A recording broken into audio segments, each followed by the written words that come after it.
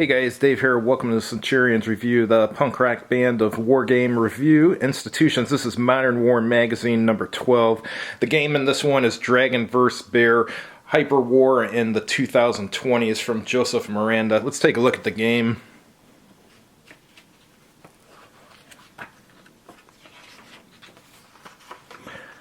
Looks like the game has 16 pages of rules.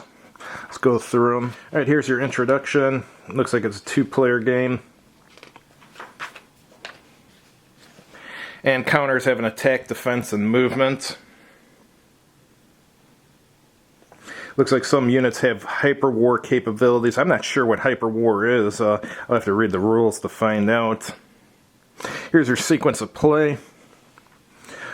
Got a mobilization phase, then a first player impulse phase, and the first player follow-on impulse, and then a second player initial impulse and second player follow-on impulse, and then you got end of game check, where you do a victory check. Otherwise you advance the turn. Alright, here it's talking about hyper war here, but it doesn't have the definition of it.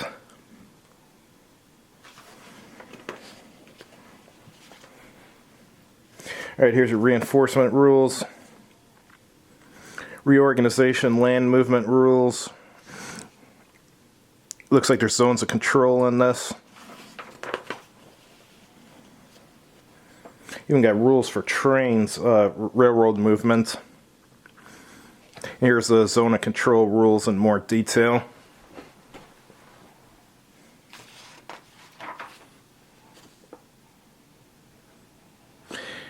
Here's your combat rules and your combat results here. And you got advance after combat. Looks like there's logistics rules, which means there's supply rules. There's air power. And here's your air combat operations. And you can do interception too. Looks like there's fog of war, and player can only examine enemy stacks under certain conditions. Here's your victory point chart.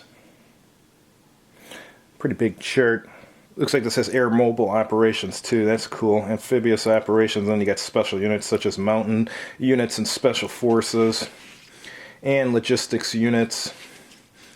Oh, and they got weapons of mass destruction too.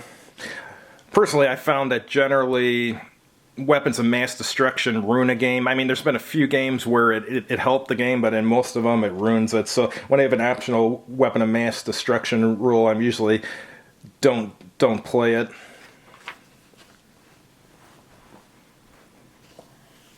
Alright, here's your scenarios. First one is preemptive war. Here's scenario 2, which is mobilization.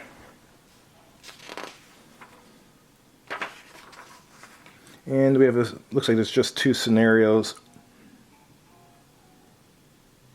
Interesting. Let's take a look at the map and the counters now. Here's the counters. They look alright. They're actually not bad they're pretty good for magazine game counters. Not as good as like big box game counters, but they're alright. Standard NATO military symbols. Got a lot of colors to make them look a little bit better.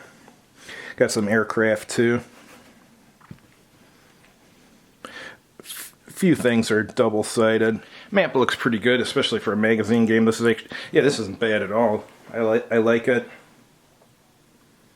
Terrain looks okay. Alright, let's go to the top of the map and see what's up there. They got a turn record track and a bunch of other stuff. So here's your turn record track, and let's see what tables they have here.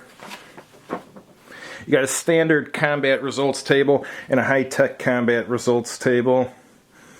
Victory point chart, combat results, explanations, terrain key, terrain effects, strategic warfare table, strategic warfare result explanation, and here's your Russian scenario contingencies and Chinese scenario contingencies.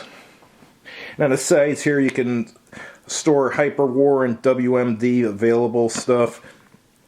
Russian reorganization units, Russian scenario designated reinforcements, and exactly the same thing but for the Chinese on the other side. Thanks for watching, guys. If you've tried this, definitely chime in and let us know how it is. Hopefully I'll get a chance to try this sometime this year. Have a good evening.